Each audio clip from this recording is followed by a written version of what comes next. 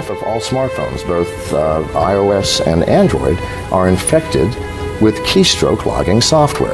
This is a known fact. Every site in the world, if you have ever, I'm sure nobody here has ever looked, but if you have, then you have keystroke logging software. How do you think they make their money? See, this is the issue. It costs millions of dollars to maintain these massive databases and have the bandwidth to disperse this, and yet you don't pay. Yes, you're paying.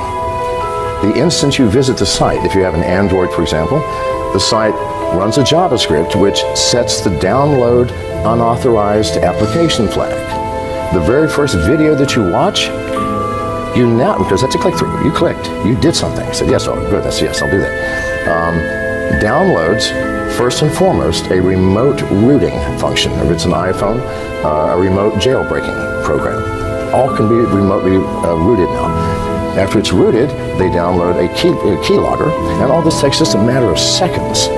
And from that point on, somebody is watching every single one of your keystrokes. Now, people pay these sites for the ability to put their keylogging software on your phones. Why? Well, maybe they're a Bitcoin aficionado, and they're going to see, do you have a Bitcoin wallet like Mycelium or what have you? Yes.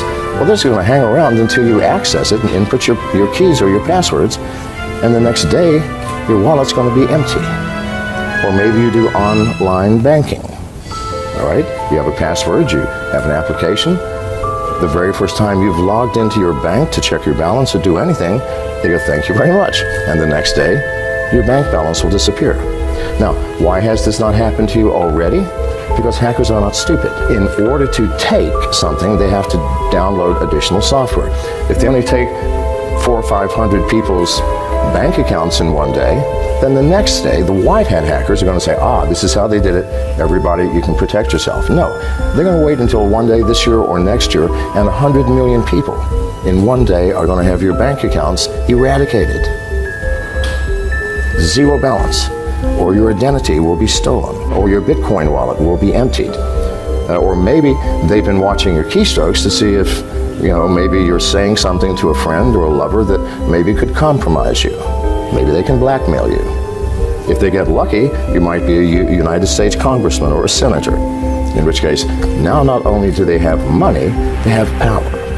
And the Russian cyber mafia and the Chinese cyber mafia are so powerful, they pay literally hundreds of millions of dollars to these sites to allow them to access your smartphone so that at some point they can utilize that. Now, you said, how secure are they? Well, they're not. They're not. Neither the alt currency wallets nor anything else in the cloud. Because what is the cloud? We haven't thought this through, people. The cloud is a place where I'm going to store data. I don't know what computer it's on or even what country it's in. I don't know who is managing it and monitoring it and controlling it. I don't know what type of security facilities you have. I know nothing. And I'm willing to put my valuable data there? No. Why would we do that? Now, if it's something I don't care about, that if you steal it, I don't care. It's a list of books I read. I'll just recreate it from the web.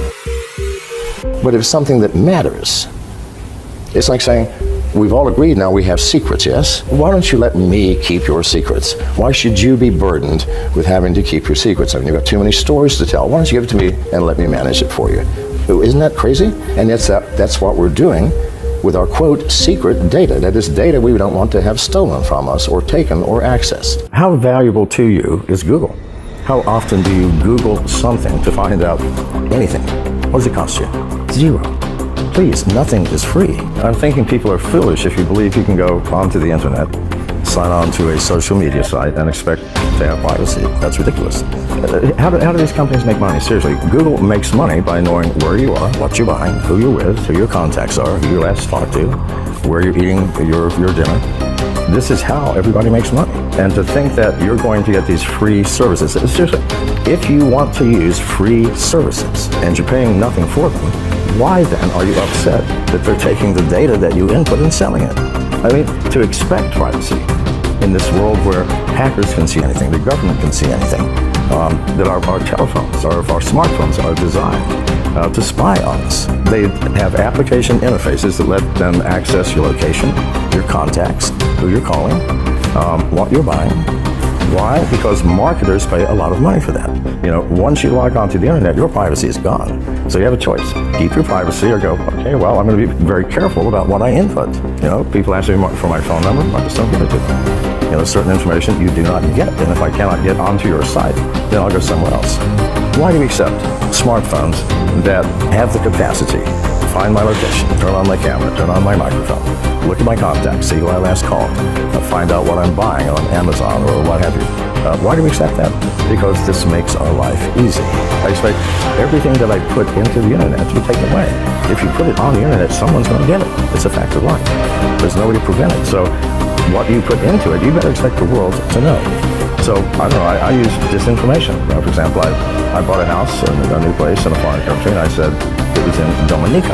Put photographs in. Well, no, I've never been to Dominica, and I do not have a house there.